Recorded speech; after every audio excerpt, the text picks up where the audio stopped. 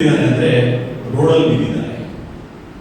Blood vomit ಮಾಡಿ ಮಾಡಿ ಎಲ್ಲ ಒಣಗೋಗಿರ್ತಲ್ಲ, ಆ ಬ್ಲಡ್ ಒಂದು ನಾಯಿಗಳು ಬಂದು ನೆಡ್ತಾ ಇರ್ತಾರೆ. ಆ ಪರಿಸ್ಥಿತಿ ಒಳಗಡೆ ಆ ಹುಡುಗ ಹೋಗ್ತಾರೆ.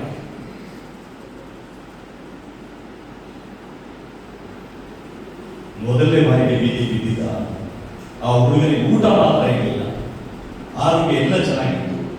ಎರಡನೇ ಬಾರಿಗೆ ಆ ಹುಡುಗ ಬೀದಿಗೆ ಬಿದ್ದ, ಊಟ ಇಲ್ಲ, ಆರೋಗ್ಯ ಇಲ್ಲ, ಸಾವು ಬದುಕಿ ಮತ್ತೆ ಒದ್ದಾಡ್ತಾ ಇದ್ದಾರೆ.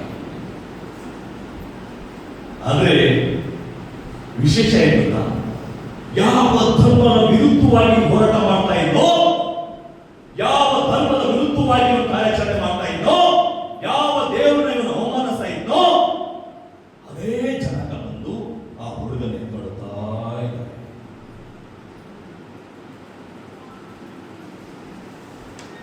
ಎತ್ಕೊಂಡು ಹೋಗ್ತಾರೆ. ಆ ಹುಡುಗರಿಗೆ ಪ್ರಾರ್ಥನೆ ಮಾಡ್ತಾರೆ, ಆ ಹುಡುಗರಿಗೆ ಆರೈಕೆ ಮಾಡ್ತಾರೆ, ಪ್ರಾರ್ಥನೆ ಮಾಡ್ತಾರೆ. ಆ ಹುಡುಗ ದಿನೇ ದಿನೇ ದಿನೇ ದಿನೇ ಅವನು ಕಲಿತಾ ಬರ್ತಾನೆ. ದೇವರು ಬಿಡುಗಡೆ ಮಾಡ್ತಾ ದಿನವಿಡಿ ಅಂದ್ರೆ ಆ ಹುಡುಗರಿಗೆ ಒಂದು ರಿಲೀಫ್ ಆಗ್ತಾ ಬರುತ್ತೆ. ಯಾವ ದೇವರು ವಿರುದ್ಧವಾಗಿ ನಿಂತಿದ್ದ ಈ ಹುಡುಗ, ಅದೇ ದೇವರಿಗೆ ಮೊಣಕಾಲಕ್ಕೆ ಪ್ರಾರ್ಥನೆ ಮಾಡಲಿಕ್ಕೆ ಸ್ಟಾರ್ಟ್ ಮಾಡ್ತಾನೆ. ಯಾವ ದೇವರ ವಿರುದ್ಧವಾಗಿ ಅವರು ಮಾತಾಡ್ತಾ ಇದ್ದೋ, ಅದೇ ಹುಡುಗ ಬಂದು ದೇವರಿಗೆ ಸ್ತೋತ್ರ ಮಾಡಲಿಕ್ಕೆ ಪ್ರಾರಂಭ ಮಾಡ್ತಾನೆ. ಯಾವ ಬೈಬಲ್ನ ಹಾದಾಗ್ತಾ ಇದ್ದೋ, ಅದೇ ಬೈಬಲ್ನ ಈ ಹುಡುಗ ಓದಿಗೆ ಪ್ರಾರಂಭ ಮಾಡ್ತಾನೆ. ನಮ್ಮ ದೇವರು ಒಳ್ಳೆಯವರು, ಯಾವಾಗಲೂ ಎಂದೆಂದು ಒಳ್ಳೆಯದನ್ನೇ ಮಾಡುವನಾಗಿದ್ದಾರೆ. ಕೆಲವು ದಿವಸ ಆದಮೇಲೆ ಸುಮಾರು 2.5-3 ತಿಂಗಳಲ್ಲಿ ಈ ಹುಡುಗ ಬಿಡುಗಡೆ ಆಗಿದ್ದೀನಿ, ನಾನು ಚೆನ್ನಾಗಿ ಆಗ್ತಾ ಇದ್ದೀನಿ ಅಂತ ಗೊತ್ತಾಗುತ್ತೆ. ಒಂದು ದಿವಸ ಹಾಸ್ಪಿಟಲ್ಗೆ ಹೋಗ್ತಾನೆ, ಚೆಕ್ ಮಾಡಿಸ್ತಾನೆ. 2 ದಿವಸ ಆದ್ಮೇಲೆ ರಿಪೋರ್ಟ್ ಬರುತ್ತೆ. ಡಾಕ್ಟರ್ ಕಳೆದ್ಬಿಟ್ಟು ಹೇಳ್ತಾರೆ, ನನಗೆ ಕ್ಯಾನ್ಸರ್ ಇದೆ ಅಂತ ಹೇಳ್ತೀಯಲ್ಲ, ಎಲ್ಲ ಬಂದು ನೆಗೆಟಿವ್ ಇದೆ, ಹೀಗೆ ಹೇಗೆ ಸಾಧ್ಯ ಅಂತ. ಡಾಕ್ಟರ್ಗೆ ಗೊತ್ತಿಲ್ಲ. ಡಾಕ್ಟರ್ ಹೇಳ್ತಾರೆ, ಮನುಷ್ಯ ವಾಸಿ ಮಾಡಕ್ಕಾಗದ ರೋಗ ನಿನಗೆ ವಾಸಿ ಆಗಿದೆ ಅಂದ್ರೆ ನಿನಗೆ ಯಾವ ದೇವರ ನಂಬಿಕೆಯೋ ಆ ದೇವರಿಗೆ ಗುಣ ಮಾಡಿರ್ತು ಅಂತ ಹೇಳಿ. ಆ ಡಾಕ್ಟರ್ಗೆ ಗೊತ್ತಿಲ್ಲ ಯಾವ ದೇವರು ಅಂತ ಹೇಳಿ. ಈ ಹುಡುಗರಿಗೆ ಗೊತ್ತು, ನನ್ನನ್ನ ಬಿಡುಗಡೆ ಮಾಡಿದ ಯೇಸು ಅಂತ ಹೇಳಿ.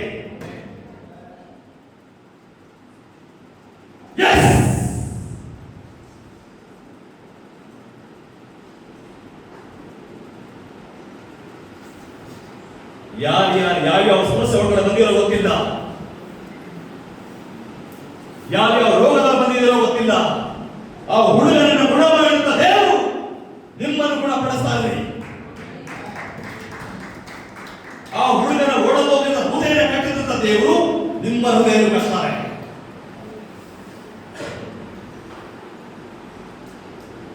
ನೆಕ್ಸ್ಟ್ ಆ ಹುಡುಗನ ಕಲ್ಸಲ್ಲ.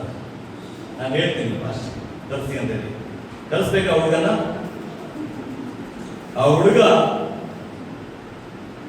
ಮುಂದೆ ಒಂದು ತೀರ್ಮಾನ ತಗೊಳ್ತಾನೆ, ಜೀವ ಕೊಟ್ಟಂತ ದೇವರಿಗೆ ಜೀವ ಇರೋವರೆಗೂ ನನ್ನ ದೇವರಿಗೋಸ್ಕರ ನಿಂತ್ಕೊಳ್ಬೇಕು ಅಂತ ಹೇಳಿ. ಅದಾದ ಮೇಲೆ ಆ ಹುಡುಗ ಬರ್ತಾ ಬರ್ತಾ ಬರ್ತಾ ಯಾವ ಬೆಂಗಳೂರಲ್ಲಿ ಬಾಳೆಹಣ್ಣು ಸಿಪ್ಪೆನ ಹಾಕೊಂಡು ತಿಂತಾ ಇದ್ದೋ, ಅದೇ ಹುಡುಗ ಮುಂದೊಂದು ದಿವಸ ಈ ಬೆಂಗಳೂರು ಪಟ್ಟಣಕ್ಕೆ ಬ್ಯಾಂಗ್ಳೂರ್ ಡಿಸ್ಟ್ರಿಕ್ಟ್ ಮೈನಾರಿಟಿ ಕೋಆರ್ಡಿನೇಟರ್ ಆಗಿ ನೇಮಕ ಆಗ್ತಾನೆ. ಯಾವ ಹುಡುಗ ಊರಲ್ಲಿ ಭಿಕ್ಷೆ ಬೇಡ್ತಾ ಇದ್ದೋ, ಆ ಹುಡುಗನಿಗೆ ವಿಧಾನಸೌಧದಲ್ಲಿ ಕೆಲಸ ಆಗ್ಬೇಕಾದ್ರೆ ಆ ಹುಡುಗ ಒಂದು ರೆಕಮೆಂಡೇಶನ್ ತಗೊಳ್ಳುವಂತ ಪಟ್ಟದಲ್ಲಿ ಆ ಹುಡುಗ ಬೆಳೀತಾನೆ.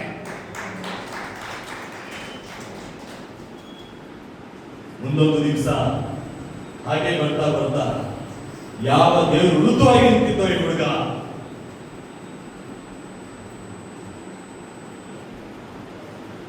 ಯಾವ ದೇವರು ವಿರುದ್ಧವಾಗಿ ಕಾರ್ಯ ಮಾಡ್ತಾ ಇದ್ದೋ, ಯಾವ ಧರ್ಮದ ವಿರುದ್ಧವಾಗಿ ನಿಂತಿದ್ದೋ, ಅದೇ ಧರ್ಮದ ರಕ್ಷಣೆ ಮಾಡಬೇಕಂತ ಹೇಳಿ ಅಖಿಲ ಭಾರತ ಕ್ರೈಸ್ತ ಮಹಾಸಭಾ ಸಂಘಟನೆಯನ್ನು ಕಟ್ಟಿ ಇವತ್ತು ದೇಶದಲ್ಲಿ, ರಾಜ್ಯದಲ್ಲಿ ಇವತ್ತು ಕ್ರೈಸ್ತ ಪರವಾಗಿ ನಿಂತ್ಕೊಂಡು ಇವತ್ತು ಸೇವೆ ಮಾಡ್ತಾ ಇದ್ದಾನೆ. ಆ ಹುಡುಗ ಯಾರು ಅಲ್ಲ, ಆ ಹುಡುಗ ನಾನೇ. ನಮ್ಮ ದೇವರು ಒಳ್ಳೆಯವರು.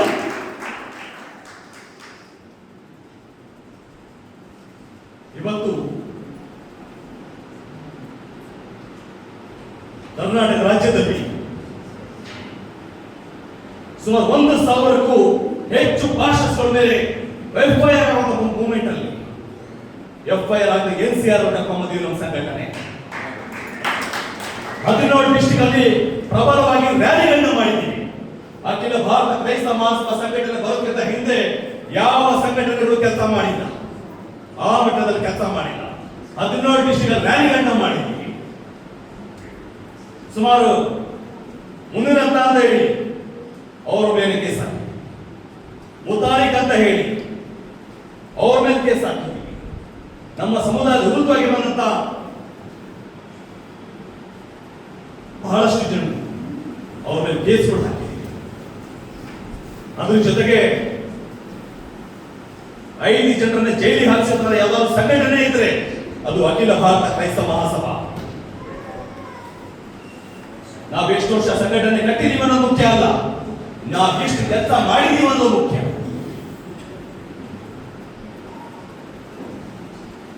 ಮುತಾಲಿಕ್ ಮೇಲೆ ಕೇಸ್ ಹಾಕ್ತಾರೆ. ಆ ಸಂದರ್ಭದಲ್ಲಿ ಅವ್ರ ಕಡೆ ಒಬ್ಬ ಶಿಷ್ಯ ಫೋನ್ ಮಾಡ್ತಾರೆ, ಪ್ರಜ್ವಲ್ ಸ್ವಾಮಿ ನಾನು ಮರ್ಡರ್ ಮಾಡ್ತೀನಿ, ನಮ್ಮ ಅಣ್ಣನ ಮೇಲೆ ಕೇಸ್ ಹಾಕ್ತೇನೆ, ನಿನ್ನನ್ನು ಬಿಡಲ್ಲ ಅಂತ ಹೇಳಿ. ಆವಾಗ ನಾನು ಹೇಳಿದೆ, ಯಾರನ್ನ ಮರ್ಡರ್ ಮಾಡ್ತೀಯಪ್ಪ ನೀನು, ನಿನ್ನನ್ನು ಮರ್ಡರ್ ಮಾಡ್ತೀನಿ ಅಂತ ಹೇಳಿ ಹಾವೇರಿ ಕಡೆಯಿಂದ ಫೋನ್ ಮಾಡಿ. ನಾನು ಹೇಳಿದೆ 98 ಸತ್ತೋಗ್ಬಿಟ್ಟ ಪ್ರಜ್ವಲ್ ಸ್ವಾಮಿ, ಅವನು ಯಾಕೆ ನೀನು ಮರ್ಡರ್ ಮಾಡಕ್ ಹೋಗ್ತೀಯ, ನೀನು 98 ಸತ್ತೋಗ್ಬಿಟ್ಟ, ಮತ್ ನೀನ್ ಯಾರು? ಪ್ರಜ್ವಲ್ ಸ್ವಾಮಿ ಸತ್ತೋದಾಗ ನಾವು ಪ್ರಜ್ವಲ್ ಸ್ವಾಮಿ ಒಳಗಡೆ ಯೇಸು ಸ್ವಾಮಿ ಜೀವಿಸ್ತವ್ರೆ.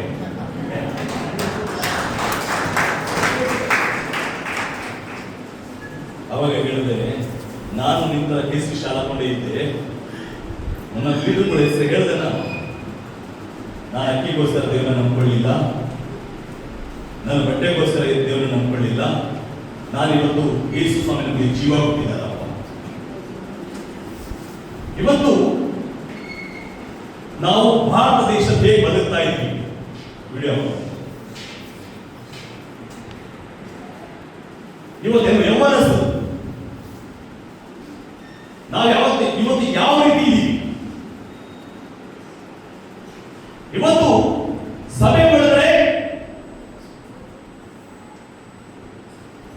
ಅವರಿಗೆ ವಾಕ್ಯಗಳನ್ನ ತುಂಬಿ ಅಭಿಷೇಕನ ತುಂಬಿ ಹೊರಗಡೆ ಆ ಯೂತ್ ಮೆಷಿನ್ ಅಂತ ಕಳಿಸ್ಬೇಕು.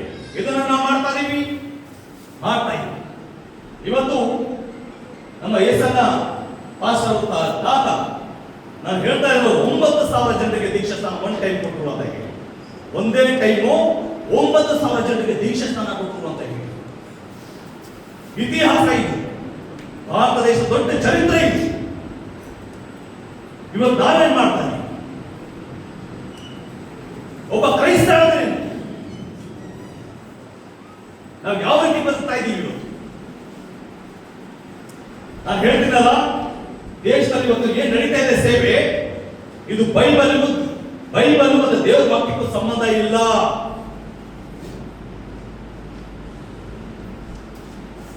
ನಾನು ಹೇಳ್ತೀನಿ, ನಾನು ಚರ್ಚಿಗೆ ಬರ್ತಾ ಇದ್ದೀನಿ, ದೇವರ ವಾಕ್ಯ ಓದ್ತಾ ಇದ್ದೀನಿ, ದಶಭಾಗ ಕಾಣಿಕೆ ಕೊಡ್ತಾ ಇದ್ದೀನಿ, ದೀಕ್ಷಾ ಸ್ನಾನ ತಗೊಂಡಿದ್ದೀನಿ, ಕರ್ತನ ಬೇಸ ಮಾಡಿದ್ದೀನಿ. ನಾನು ಪರಲೋಕಕ್ಕೆ ಹೋಗ್ತೀನಾ ಪರಲೋಕಕ್ಕೆ? ಅಯ್ಯ ಹೋಗ್ತೀನ? ಚಾನ್ಸೇ ಇಲ್ಲ. ಇದು ಒಂದು ನಿಯಮ. ಬೆಳಿಗ್ಗೆ ಎದ್ದು ಬ್ರಷ್ ಮಾಡಿ ಟಿಫನ್ ಮಾಡಿ ನಾನು ಬಟ್ಟೆ ಹಾಕೊಳ್ಳೋದು ಇದೊಂದು ನಿಯಮ.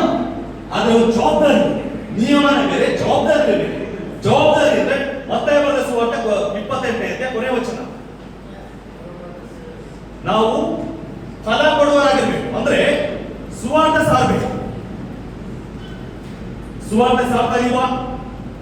ಸುವಾರ್ತೆ ಸಾರ್ತಾ ಇಲ್ಲ. ನೋಡಿ, ನಾನು ಯಾವಾಗಲೂ ಒಂದು ಮಾತು ಹೇಳ್ತಾ ಇರ್ತಾನೆ, ಕ್ರೈಸ್ತರಂದ್ರೆ ಒಂದು ಸೇವೆ ಮಾಡಬೇಕು, ಇಲ್ಲ ಸೇವೆ ಮಾಡೋದಕ್ಕೆ ಸಪೋರ್ಟ್ ಮಾಡಬೇಕು. ಏನ್ ಹೇಳಿ? ಸೇವೆ ಮಾಡಬೇಕು, ಇಲ್ಲ ಸೇವೆ ಮಾಡೋದಕ್ಕೆ ಸಪೋರ್ಟ್ ಮಾಡಬೇಕು. ಈ ಎರಡೂ ಮಾಡಲಿಲ್ಲ ಅಂದ್ರೆ ನಾನೊಬ್ಬ ಕ್ರೈಸ್ತ ಅಂತ ಹೇಳಿಕೆ ಯಾವ ಅರ್ಹತೆ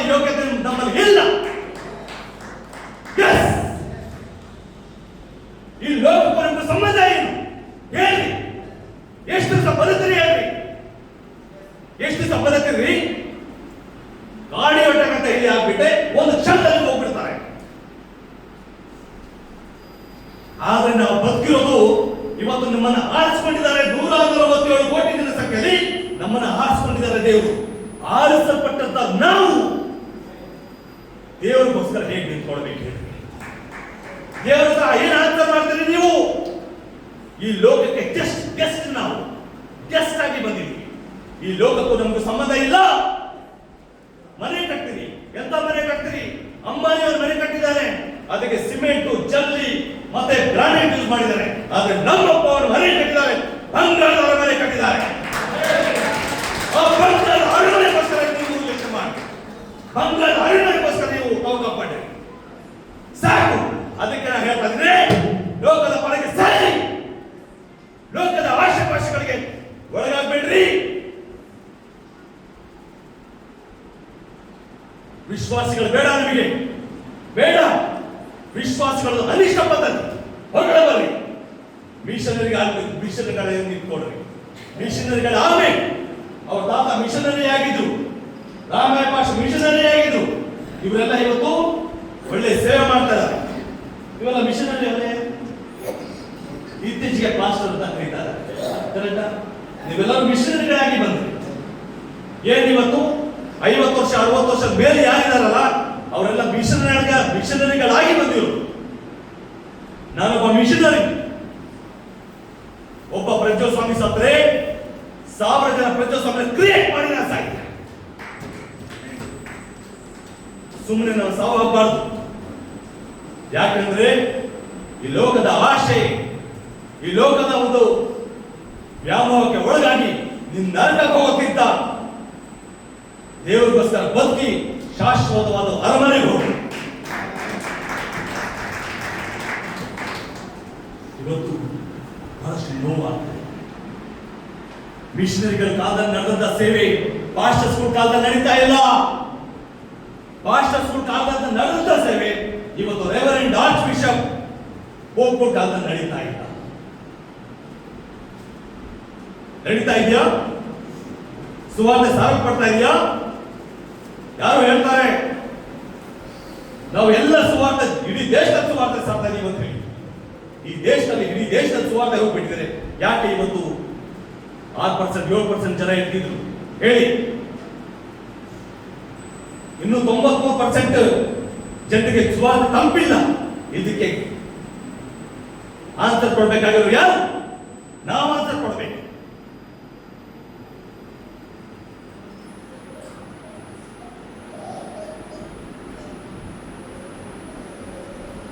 ದೇವ್ರ ರಾಜ್ಯಕ್ಕೋಸ್ಕರ ನಾನು ನಿಂತ್ಕೊಳ್ಬೇಕು. ನಾನು ಯಾವಾಗಲೂ ಮಾತ್ರ ಹೇಳ್ತಾನೆ, ಯಾರು ಭಯ ಪಡ್ಬೇಡ್ರಿ. ಹೊಡೆದ್ರೆ ಒಂದು ಏಟು, ಹಾಕಿದ್ರೆ ಒಂದು ಕೇಸ್, ತೆಗೆದ್ರೆ ಒಂದು ಪ್ರಾಣ. ಇಲ್ಲಿ ಬಿದ್ದರೆ ಮೇಲೆ ಇರ್ತೀರಿ ಅಷ್ಟೇ. ಯಾವುದಕ್ಕೂ ಭಯ ಪಡಬೇಡಿ. ಯಾಕೆಂದ್ರೆ ಇವತ್ತು ದೇವರು ವಾಕ್ಯ ಓದೋದು ನಾವು ಇವತ್ತು ನಮ್ಮ ಚರ್ಚ್ ಒಳಗಡೆ ಹೇಗೆ ಆಗ್ತದೆ? ಒಬ್ಬ ತಿಕ್ಲ, ಒಬ್ಬ ಪುಟ್ಲ. ಯಾಕೆಂದ್ರೆ ನಮ್ಮ ಪಾಸ್ಟರ್ಸ್ ಕೂಡ ಆಗ್ಬಿಟ್ಟಿದ್ದಾರೆ. ಹೇಗೆ ಅಂದ್ರೆ ಇವತ್ತು ಒಬ್ಬ ಬಿಲೀವರ್, ಒಬ್ಬ ವಿಶ್ವಾಸಿ ಆರ್ಎಸ್ಎಸ್ ಮನೆಗೆ ಹೋದ್ರು ಕೇಳಲ್ಲ. ಒಬ್ಬ ವಿಶ್ವಾಸಿ ಅನ್ಯರ ಜೊತೆಗೆ ಹೋದ್ರು ಕೇಳಲ್ಲ. ಹೌದಾ? ಕ್ಷಮಿಸ್ಬಿಡ್ತಾರೆ. ಒಬ್ಬ ವಿಶ್ವಾಸಿ ಸಿನಿಮಾಕ್ಕೆ ಹೋದ್ರು ಕ್ಷಮಿಸ್ಬಿಡ್ತಾರೆ. ಆದ್ರೆ ಒಬ್ಬ ವಿಶ್ವಾಸಿ, ಒಬ್ಬ ಪಾಸ್ಟರ್ ಇನ್ನೊಬ್ಬ ಪಾಸ್ಟರ್ನ ಹೋಗಿ ಮೀಟ್ ಮಾಡ್ಬಿಟ್ರೆ, ಈ ಪಾಸ್ಟರ್ ಬಂದು ರಾತ್ರಿ ನಿದ್ದೆ ಮಾಡೋದು ನಿದ್ದೆ ಬರಂಗಿಲ್ಲ. ಅಲ್ಲಿ ಹೋಗ್ಬಿಟ್ರ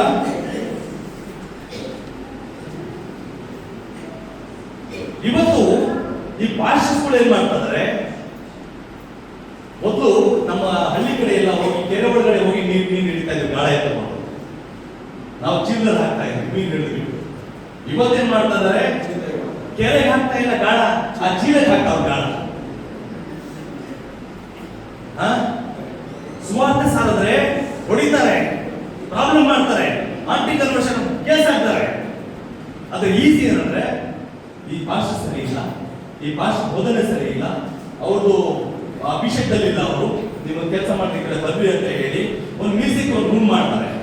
ಡಗ ಡಗ ಡಗ ಡಗ ಅಂತ ಹೇಳಿ ಮ್ಯೂಸಿಕ್ ಮಾಡಿಬಿಟ್ಟು ಲೈಟಿಂಗ್ಸ್ ಹಾಕ್ಬಿಟ್ಟು ಯಾವ ಬಾಲಿವುಡ್ ಸ್ಟೇಜ್ ಕಡಿಮೆ ಇರಲ್ಲ ಹಂಗೆ ಮಾಡಿಬಿಟ್ಟು ಅದನ್ನ ಅಟ್ರಾಕ್ಷನ್ ಮಾಡುವಂತ ಇದೆಯಾ ಬೈಬಲ್ ಅಲ್ಲಿ?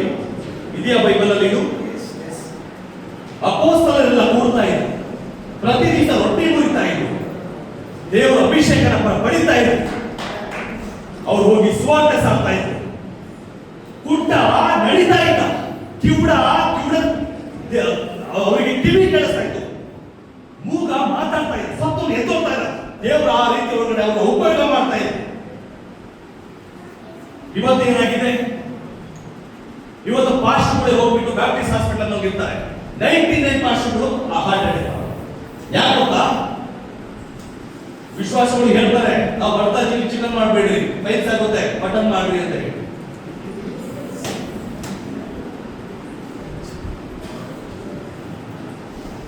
ಅದೇನಾಗುತ್ತೆ ಗೊತ್ತಾ? ಎವ್ರಿ ಡೇ ನಾನ್ವೆಜ್ ತಿಂತಾರೆ, ಈ ರೀತಿ ಒಳಗಡೆ ಪ್ರಾಬ್ಲಮ್, ಈ ರೀತಿ ಒಳಗಡೆ ಸಮಸ್ಯೆ. ಆದ್ರೆ 10% ಸೇವಕರು, ನಾನು ನಿಜ ಹೇಳ್ತಾರೆ, ಒಳ್ಳೆ ಸೇವೆ ಮಾಡ್ತಾರೆ ದೇಶದಲ್ಲಿ, ಒಳ್ಳೆ ಸೇವೆ ಮಾಡ್ತಾರೆ. 90% ಸೇವೆ ಇಲ್ಲ ಇವತ್ತು. ಆದ್ರೆ ಇದು ಅವ್ರು ಮಾಡಿದ ತಪ್ಪ, ಇವಾಗಲೂ ಮಾಡಿ ತಪ್ಪಂತ ನಾನು ಹೇಳ್ತಾ ಇಲ್ಲ, ಹಿಂದೆ ಮಾಡೋದಿರುತ್ತೆ. ಒಂದು ನಿಮಿಷ 1947ರಿಂದ 1965 ತನಕ ಈ ದೇಶದಲ್ಲಿ